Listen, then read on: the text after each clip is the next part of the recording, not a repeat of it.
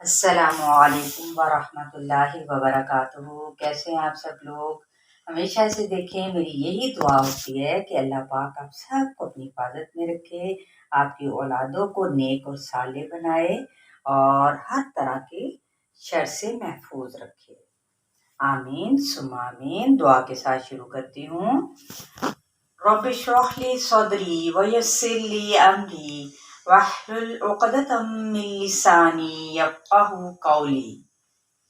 آج جو ہم سیکھنے جا رہے ہیں وہ ہے وقف کا قاعدہ، کہ وقف کا کیا مطلب ہے، اس کا معنی کیا ہے اور کیا مراد ہے۔ تو سب سے پہلے دیکھتے ہیں وقف کا لغوی معنی کیا ہے۔ رکنا یا ٹھہرنا، ٹھیک ہے، رکنا یا ٹھہرنا۔ اس کے بعد ہم دیکھتے ہیں کہ وقف کا اصطلاحی معنی کیا ہے۔ اصطلاحی معنی سے مراد ہے کلمے کے آخری لیٹر پر یعنی آخری حرف پر سانس اور آواز دونوں کو توڑ کر ٹھہرنا، ٹھیک ہے، سانس اور آواز دونوں کو توڑ کر ٹھہرنا۔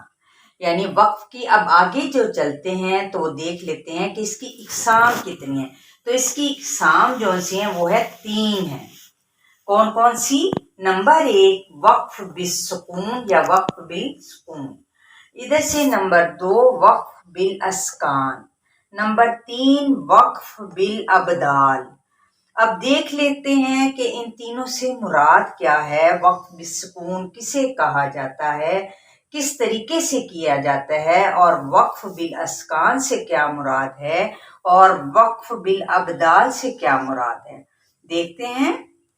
وقف بالسکون وہ کیا ہے کہ کلمے کا آخری حرف پہلے سے ساکن ہو، یعنی کلمات قرآنی میں وہ خود اس کا سائن اوریجنل ہو، اور اس کا کیا کرنا ہے تو وہاں پر آواز اور سانس کو توڑ کر ٹھہرنا وقف بالسکون کہلاتا ہے، ٹھیک ہے۔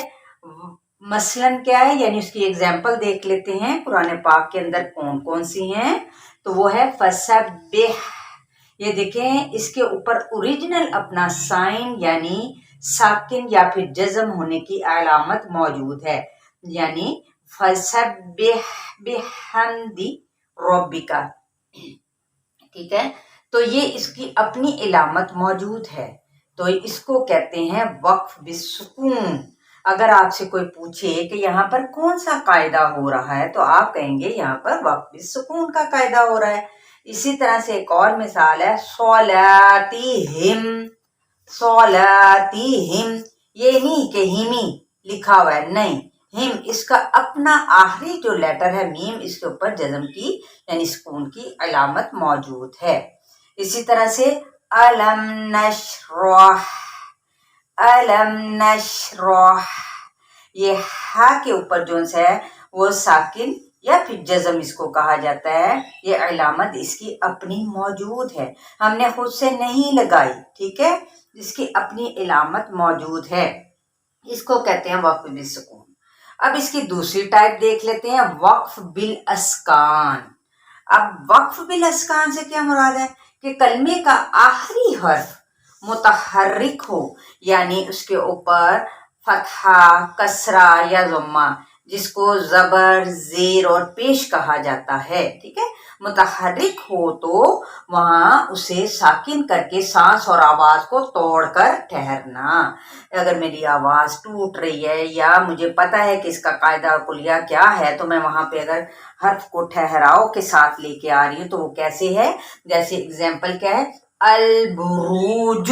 اب یہ دیکھیں جیم کے اوپر ضمہ کی یعنی پیش کی علامت موجود ہے، جبکہ یہاں پہ ساکن ہونے کی علامت نہیں موجود ہے، لیکن میں نے کیا کیا ہے اس کو وقف کرنے کی صورت میں البروج، البروج، ٹھیک ہے، یہ کلکلا بھی ہو گیا اور دوسرے نمبر پر اس پر ساکن ہو گیا وقف کرنے کی صورت میں، جو کہ خود سے لگائی گئی، ٹھیک ہے۔ اس کو کہتے ہیں وقف بالاسکان کا قاعدہ، ٹھیک ہے۔ یہاں پہ وقف کی صورت میں वक्फ बिल अस्कान का कायदा हो रहा है। यस्जुदूना, ये देखिए यहाँ पर जबर की इलामत मौजूद है, लेकिन जब मैं वक्फ करूंगी यस्जुदून तो ये साकिन हो जाएगी।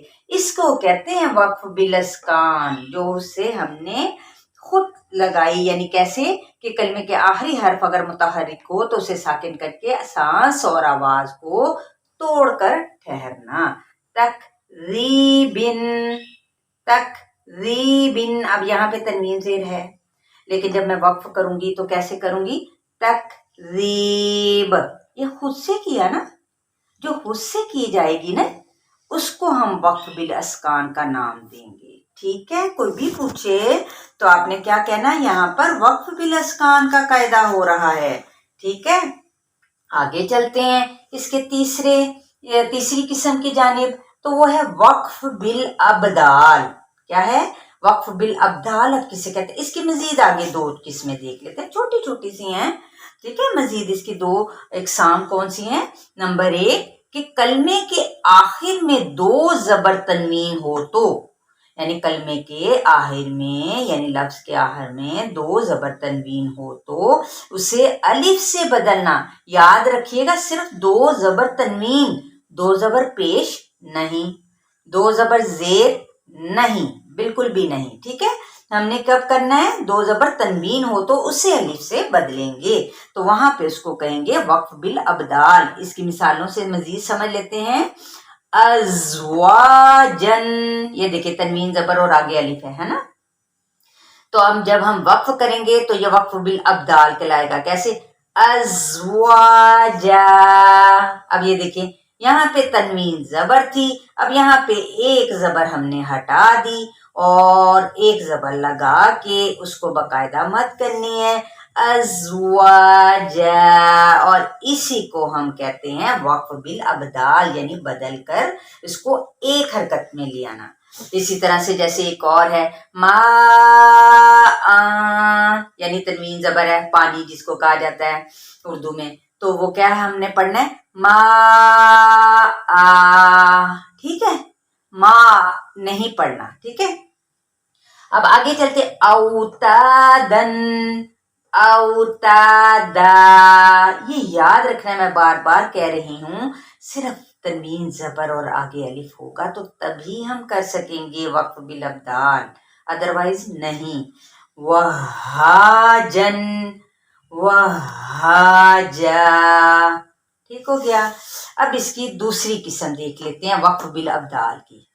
कलमा का आखिरी हर्फ अगर गोलता, जिसको ताए मुदव्वरा भी कहा जाता है, गोलता यानी ये वाली गोलता मौजूद हो ना, तो उसे हा साकिन से बदलना है वक्फ करने की सूरत में। कैसे, ये एग्जाम्पल से देख लेते हैं कि अर्रोजिफतु, अब वक्फ कैसे होगा, अर्रोजिफा, अब ये नहीं रोजिफा फा करके हम लोग छोड़ दें, नहीं, हा का हमने साउंड निकालनी है, उसकी आवाज जरूर निकालनी है। कैसे, अर्रोजिफा, अब ये गोलता हा में चेंज हो गई ना, बदल दिया ना हमने इसे, ताई मुदव्वरा को हा में। अल हाफिरतु, अब ये यहाँ पे ये देखिए गोल ता है, ताई मुदव्वरा ऊपर उसके जम्मा लगा हुआ है, या पेश समझ लें। ठीक है, अल हाफिरोह, ठीक है, अल हाफिरोह, रोह जरूर कहना, ये नहीं कहना आपने हाफिरा, नहीं, अल हाफिरोह, हा का साउंड लाजमी निकालें।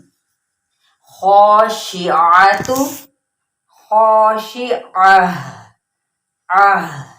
ठीक है, मैं उम्मीद करती हूँ आपको मेरी ये साउंड्स यकीनन क्लियरली आप तक पहुंच रही होंगी और आप इसको ज़रूर यानी फॉलो करेंगे इंशाअल्लाह ताला।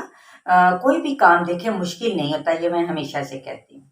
ठीक है, इजी ज़रूर करने के लिए हमें थोड़ी सी प्रैक्टिस करनी पड़ती है। अब है बिस्साहिरोती, बिस्साहिरोह, रोह, ये है वक्फ बिल अबदाल की दो मजीद टाइप्स। एक जो है तनवीन जबर हो, अलिफ हो, तो हमने उसको एक हरकत में चेंज करके उसका वक्फ करना है और मद भी करनी है, मद असली बिल अलिफ जिसको कहते हैं। پھر دوسرے جو سے گول تاج جس کو تائے مدورہ بھی کہا جاتا ہے، یا پھر آپ گول تاج دیکھ لیں کہ گول تاج جہاں پہ آئے اس کو ہم نے وقف کیا، ہمارا سانس اور آواز دونوں ٹوٹ گئے تو ہم نے کیسے کرنا ہے؟ ہا کی آواز میں چینج کر دینا ہے، ٹھیک ہے؟ چلے جی یہاں تک ہے ہمارا. تو جو نئے آنے والے لوگ ہیں وہ ضرور سبسکرائب کریں، لائک کریں، شیئر کریں، کمنٹس بھی دیا کریں، ٹھیک ہے؟ چلیں جی بہت ساری دعاؤں کے ساتھ میں آپ کو کہتی ہوں کہ اللہ تعالیٰ آپ سب کو اس کام کے سیکھنے میں، سمجھنے میں بہت ساری آسانی فرمائے.